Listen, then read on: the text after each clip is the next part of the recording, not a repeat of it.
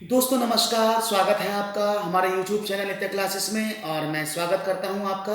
दोस्तों आज का जो विषय मैं लेने वाला हूं, जैसा अभी सभी जानते हैं आप लोग कि सीटेट का एग्ज़ाम बहुत पास आने वाला है और सीटेट के एग्ज़ाम के बिहाफ पर अगर हम प्रिपरेशन की बात थोड़ी सी करें तो थोड़ी प्रिपरेशन लैंग्वेज 1 और लैंग्वेज 2 के बारे में आपसे डिस्कशन करूंगा, क्योंकि यहाँ पर बहुत इंपॉर्टेंट बातें हैं जो आपको सीखनी होंगी। यानी लैंग्वेज 1 हो चाहे लैंग्वेज 2 हो, चाहे आपने लैंग्वेज 1 में हिंदी संस्कृत किसी भाषा को लिया हो, चाहे लैंग्वेज 2 में किसी भाषा को लिया हो, वहाँ पर आपको अनसीन पैसेजेस बहुत ज़्यादा इंपॉर्टेंट होते हैं करने, क्योंकि अनसीन पैसेजेस से आप आसानी से अंक प्राप्त कर सकते हैं। उनका तरीका बड़ा आसान है, लेकिन वो अनसीन पैसेजेस इतने बड़े होते हैं कि आप उनको चाहकर भी सही से अटैम्प्ट नहीं कर पाते, या बहुत जल्दी में, या आपका तरीका गलत होता है उनको अटैम्प्ट करने का। तो आज इस वीडियो में मैं आपको पूरा बताऊंगा कैसे आप, अगर दो गद्यांश आते हैं, दो पद्यांश आते हैं, यानी एक गद्यांश एक पद्यांश एक भाषा में आता है, दूसरा गद्यांश पद्यांश भाषा में आता है,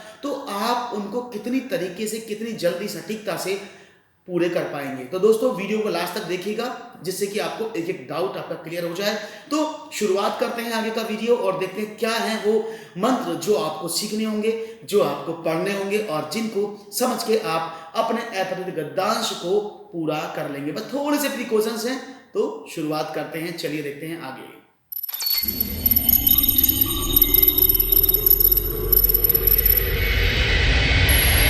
Welcome to Nature Classes. तो दोस्तों जैसा कि आपको बता दें कि आप जब भी कोई एग्जाम देते हैं, सीटेट या यूपी टेट, किसी भी टेट का, खासकर सीटेट की मैं यहाँ पर बात करूंगा, क्योंकि सीटेट में दो लैंग्वेज आपको मिलेंगी, लैंग्वेज 1 और लैंग्वेज 2। यहाँ चुनाव आपका है। सपोज करते हैं आपने लैंग्वेज 1 में हिंदी को चुना है, तो जब अपने लैंग्वेज में हिंदी को चुना है तो वहां पर आपको एक गद्यांश और एक पद्यांश यानी अपठित होंगे, जिन पर आपको प्रश्न आधारित होंगे और आपको प्रश्न ढूंढने पड़ते हैं।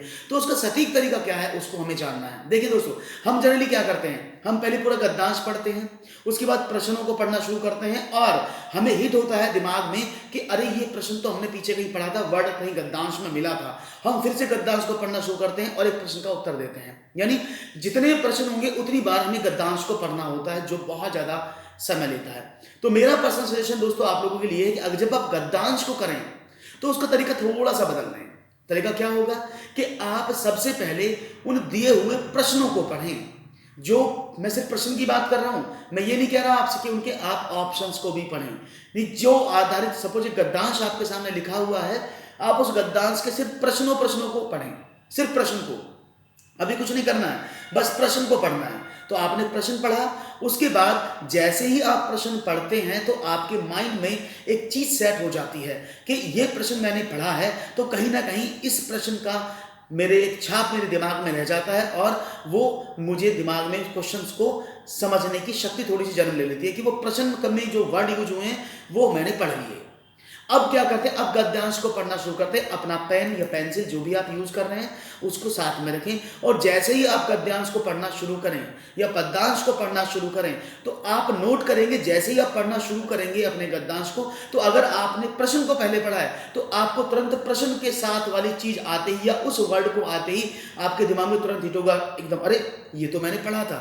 तो तुरंत वहां रुक जाइए और वहां पर आप अंडरलाइन कर दीजिए।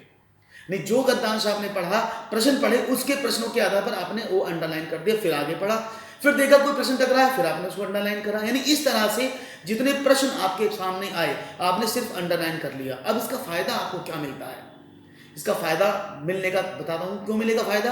क्योंकि आप एक बार प्रश्न को पढ़ने के बाद पहले गद्यांश पढ़ा फिर प्रश्न पढ़े, तो आपने देखा कि अरे ये तो यहां पर लिखा हुआ था, ऐसा पढ़ना शुरू कर देते हैं, अरे ये तो यहां पर था, तो हम इस ना चाहत में भी पूरे पैराग्राफ को बार बार पढ़ने की कोशिश करते हैं, जो बहुत ज्यादा हमें समय ले लेता है। तो यहां पर क्या हुआ, आपने गद्यांश के प्रश्नों को पढ़ा, आपने जो भी चीज आपके सामने थी उन पर टिक लगाया। सपोज प्रश्न नंबर 1 आपको मिला, आपके हिट था दिमाग में कि हाँ वो मैंने पढ़ा है, तो वहां पर आपने टिक लगा दिया। तो जैसे जैसे आपने टिक लगाने शुरू किए तो वैसे वैसे आपके प्रश्नों के उत्तर कहां कहां मिलेंगे आपको पता लग गया। तो बस अब आपको प्रश्न पढ़ना होता है, उसके बाद आपको आंसर पर पहुंच जाना होता है और देखना होता है कि ये कहानी कहां से कहां तक शुरू हो गई, और आपको आसानी से उत्तर मिल जाता है। और सबसे बड़ी बात, कहानी का शीर्षक अधिकतर पूछा जाता है आपसे कि इस गद्यांश का शीर्षक क्या होगा, और 4 शीर्षक दिए होते हैं। तो दोस्तों गद्यांश का जो शीर्षक होता है अधिकांश स्टार्टिंग की 4 लाइन में मिल जाता है। 90% 4 लाइन में आपको गद्यांश का शीर्षक प्राप्त हो जाता है। तो कोशिश कीजिएगा कि शुरू की 4 लाइन जो लिखी हैं उनमें ही आप कोशिश करें ढूंढने का उस गद्यांश को, कि वो गद्यांश कौन सा था, यानी गद्यांश में जो अर्थ था, जिस पर सार था, उसका क्या संक्षेप निकला है, क्या सार संक्षेप आपने निकाला और क्या उसका टाइटल हो सकता है। तो ये चीज आपको ढूंढनी होगी। तो ये चीज आपको हर किसी लैंग्वेज में तो करना क्या है, मैंने बहुत सिंपल सी आपको 2 बातें बताई। आपको पहले गद्यांश नहीं पढ़ना, ये पुराना तरीका था, इसको छोड़ दीजिए। आपको पहले प्रश्नों को पढ़ना है, प्रश्नों को पढ़ने के बाद आपको फिर गद्यांश को पढ़ना है और पेन पेंसिल से आपको निशान तुरंत लगा लेना है कि नंबर 1 प्रश्न यहाँ पर हिट हुआ दिमाग में, तुरंत आपने वहां लाइन लगा दिया नंबर 1, तो वहीं से आपका प्रश्न निकल आता है। तो इस तरह से अगर आप इस प्रक्रिया को अपनाएंगे तो मेरा मानना यह है कि आप आसानी से कर पाएंगे। लेकिन उसके लिए ऐसा नहीं है कि आप गए और आपने तुरंत पहुंचे और आपने अपना कार्य शुरू किया और आपने गद्यांश को पढ़ना शुरू किया। इस तरह से आप कभी भी सक्सेस नहीं हो पाएंगे, इस तरह से आप कभी भी सफलता नहीं प्राप्त कर पाएंगे। इसके लिए आपको दोस्तों थोड़ी सी मेहनत करनी होगी। आपको कुछ गद्यांश कुछ पद्यांश पहले से ही सॉल्व करने होंगे और वो भी टाइम लगा करके, वो भी टाइम को डिक्लेयर करके कि इतने टाइम में आपको करना है। क्योंकि एक क्वेश्चन के लिए 1 मिनट मिलता है, हालांकि 5 मिनट में गद्यांश को नहीं कर पाएंगे अगर 5 प्रश्न उसमें दिए, लेकिन 5 भी ना सही तो कम से कम आप उसको बाकी में समय को एडजस्ट करेंगे तो उसको 8 मिनट में कर लीजिएगा। बाकी जगह प्रश्न छोटे छोटे होते हैं, लेकिन अगर आपका गद्यांश एक बार हो जाता है कंप्लीट तो ये बात भी दोस्तों तय है कि आपको पूरे अंक वहां पर मिल जाते हैं। तो ऐसे प्रश्नों को ढूंढने के लिए तरीका बहुत आसान है, बस आपको अब तक जो इंप्लीमेंट किया उसको बदलना है।